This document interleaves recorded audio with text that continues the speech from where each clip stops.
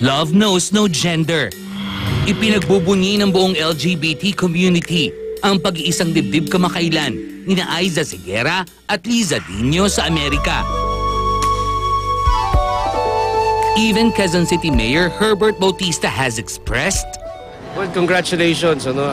Minsan sinabi ko na that I am for same-sex marriage, pero napagsabihan ako ng mga tao sa simbahan. No less than si Pinoy told me, don't push for that. No? Nagkakasal ako pero hindi ako pwede magkasal ng gano'n kasi it's 3 batas yata ang nagbabawal eh. tulad ng alam ng lahat, both the church and the state do not recognize same-sex marriages in the Philippines. Gayunpaman, mismong ang ina na rin ni Aiza na si Mami Karing ang nagkumpirma na next year, mga January din. Out of town pa rin. ang mga detalye sa gaganaping kasal ni na Aiza at Liza sa bansa. Alamin ngayong hapon sa Star Talk. Aiza Seguera at Liza Dino. Live! Si Aising, oh. Hindi. May mga tanong kami dito sa unang-una, congratulations sa mga awards mo. Thank Lisa, you. okay? Thank you po. Tapos Aising, alam mo na naman, happy kami sa'yo. Thank you. Una kong tanong talaga, totoo bang Monique Louvillier yung gown mo? Yes. Oh, Bakit? Parang duda ka. Hindi. Ibig sabihin, yung mga... Kaya naman ni Aiza. Yung mga ikakasal, mainggit kayo. Oo, pero mo, Monique Louvillier. Oo. Aising, Monique Louvillier. Hindi, ang spelling tama, Tama. Hindi L-U-W-E. Para may W ako nakita. Akala ko ba kay Monique, matagal bago bago makuha yung Nasa talagang... trip po ako sa New York. Oo. Nakita ko siya. So, binili ko na siya ikaw- ng buo na siya. Oo. It's a sample size in one of the bridal Matindi shops. itong... Okay, may Pwede malaman magkano? Huwag na, ikaw naman. Hindi, may mga nagtatanong dito para sa kaalaman ng iba, i-educate natin sila. Yung apelyido ni Lisa Aising, ano mangyayari? Meron pa bang ganun yan? Kasali ba yung mga pagpapalit? Naku, itanong natin sa kanya yan. Oh, ikaw na. Maganda siya. Ano, Lisa? Lisa? Ikaw sumagot kung anong... Legally, I can use Aiza's surname. Kasi You can yung use. same-sex couples are recognized in the same way that heterosexuals are recognized in the US. Okay, alam nyo na ngayon. So, pwede mong pabago yung passport mo, yung ano mo. Lahat. Talaga? Opo. Papayagan yun dito. Well, since I'm legally, my name is legal over there, pwede siya mag-translate dito sa Pilipinas. Although yung mga documents po sa, halimbawa, Philippine passport, of course I can't use Seguera. Pero pwede po yung mga... Alam mo, magkasama kami nila Eileen, nung nanood kami ng Rolling Stones. Kami nila Aiza. Alam mo, mas gumaganda ka pa ngayon, Napansin ko, Inspired. Makita mo naman, kung gaano sila ka-in love. Inspired po. Magmula kanina hanggang ngayon, holding hands. Meron pang isang chika na gusto educate din natin yung mga tao dahil nalaman nila, nabasa Aiza na gusto nyo magka-baby. Pero anong process? Pwede bang Ang explain tawag sa dyan kanila? ay IVF or in vitro fertilization. So, kasi marami nagtatanong, maraming hindi nakakaalam. Ang in vitro fertilization, isa siyang paraan na ang mangyayari is kukuha ng egg cells sa akin. Sa'yo, oo. Okay? Kukuha ng egg cells sa akin. And then, may kinuha kaming sperm donor. And ngayon, i-fertilize yun. At kapag may nabuong embryo, ilalagay kay Liza. Normally, yung mga iba pong nagpapa-in vitro na, for example, heterosexual couples, binabalik sa kanila yung fertilized na. Pero since Or minsan we naman- want it to be something that we can do together, ako na po yung magiging Or minsan surrogate. naman, kahit hindi binabalik sa kanila, like, diba, there are other women na talagang hirap sila to carry, may kinukuha silang surrogate. So, ganun. Sa iba ipaplant. Sa iba ipaplant. Pero Pero sa this inyo- time, with Liza. Pero kayong dalawa, gusto niyo bang makilala kung sino man yung sperm donor? Choice Makikilala nyo naman tayo, talaga yun eh. Kasi you have, although, I don't think my name, pero may picture, kompleto yung profile niya, ultimo psychological profile, kung ano yung educational attainment, ano yung mga talents, ano yung interests. Kasi it's very important na malaman mo kung ano yung magmamatch sa'yo eh.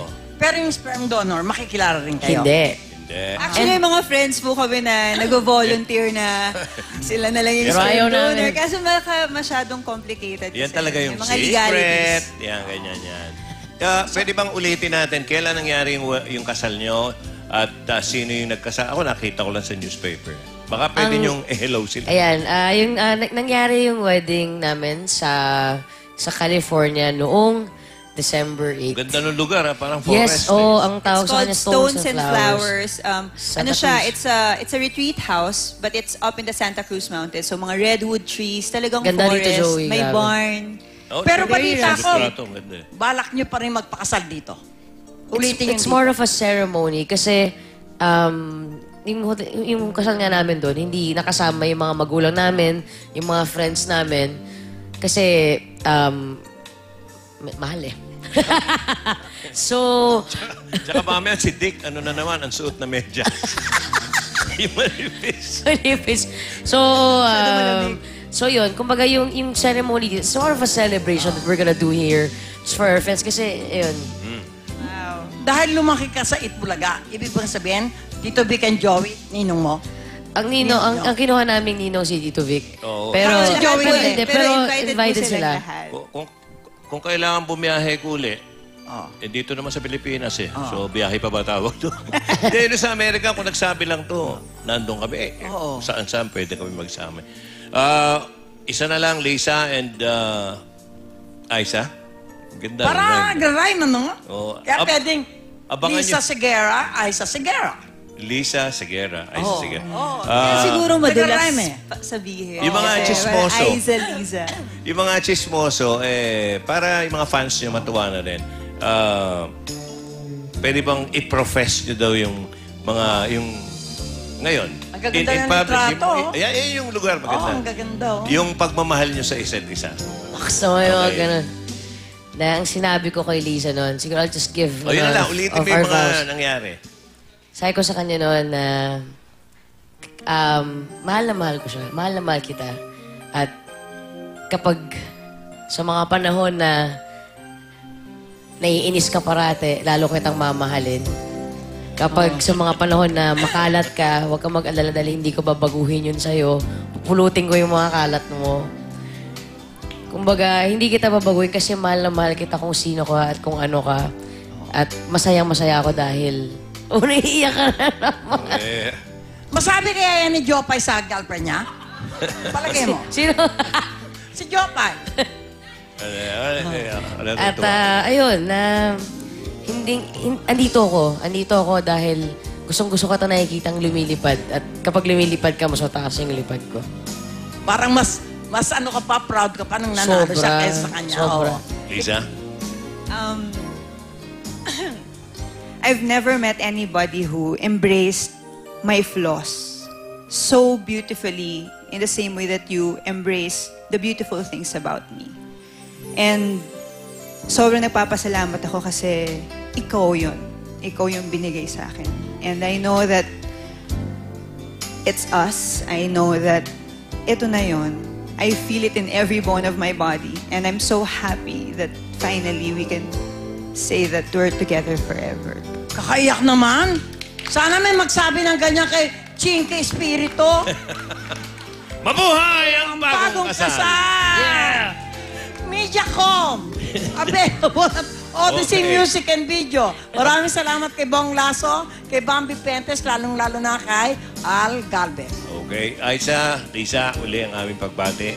At kami natutuwa. Lalo ka na, Aiza. Oo, ang sarap ha. Pag narinig mo, tsaka nakikita mo sila, tapos napipil mo talaga yung labo. Inulook forward na lang namin. Oo. Nakita namin lumaki ito. Oo. Gusto namin makitang lumaki din yung mga baby nyo. Salamat. Thank you. Thank you. Okay. So touching talaga. Salamat sa pagmamahal. Sobrang, especially nowadays that we see a lot of people hating on us because of choosing to just be out and proud and Alam mo, declare pareho. love. Ano lang nyo, You know Aiza. what's beautiful? That we can just throw back love. Yung mga ganun pare-pareho lang Asya. Oo. Kayo, US, ASS yun. Kaya Oh. huwag nyo nang... Tsaka si Bansin. Jopay nga, tsaka si Chinky, nainggit sa inyo, no? Okay. Okay, muli ang aming pagbati.